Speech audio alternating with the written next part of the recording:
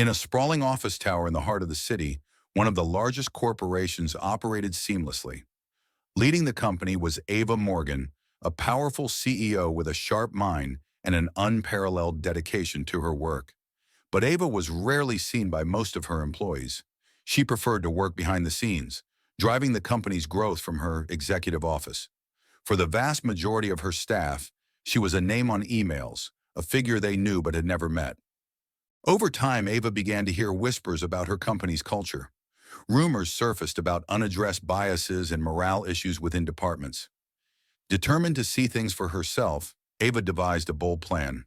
She would go undercover as a receptionist for a week, working the front desk under the alias Amy.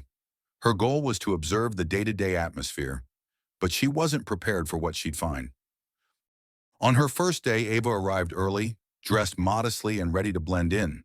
She noticed immediately that employees barely acknowledged her presence. People brushed past her desk without so much as a glance, treating her like part of the furniture. The men in particular seemed dismissive, ignoring her polite greetings or responding with curt nods. One executive even dropped a stack of papers on her desk without looking up, muttering about needing them sorted by the end of the day. Throughout the week, Ava watched how differently the men treated her as Amy compared to other employees. They interrupted her, spoke over her, and made it clear they saw her as someone with little authority or importance.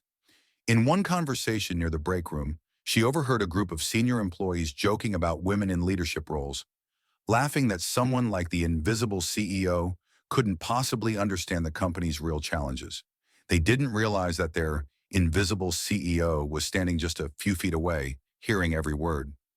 Despite her frustration, Ava remained composed, observing how pervasive the dismissive behavior was.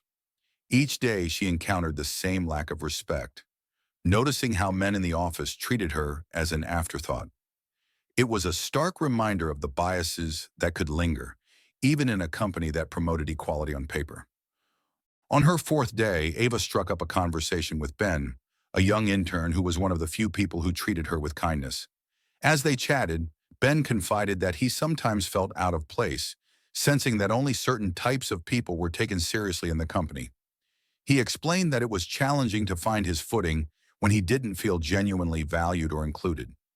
Ava listened, struck by his honesty, realizing that the culture issues ran deeper than she had thought. By Friday afternoon, Ava had seen enough. She gathered her belongings, preparing to reveal her true identity. Just as she was about to leave, the same executive who had dismissed her on the first day walked over, piling yet another stack of documents onto her desk, assuming she'd handle it without question. This time, she calmly set the papers aside and pulled out her company ID badge, revealing her role as CEO. The executive's face went pale, and a hush fell over the nearby employees as word quickly spread that the receptionist was actually the CEO. Ava then addressed the gathered employees, explaining her reasons for going undercover. She shared her observations and emphasized the importance of a culture that respects everyone, from the interns to the executives.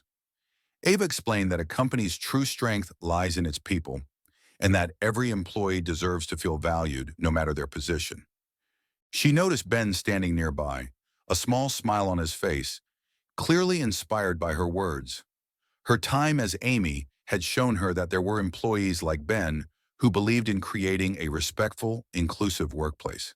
These employees just needed the right environment to thrive. In the following weeks, Ava implemented new initiatives to encourage respect, open dialogue, and inclusivity across all departments. She held meetings with each team, listening to their concerns and ensuring that every voice was heard.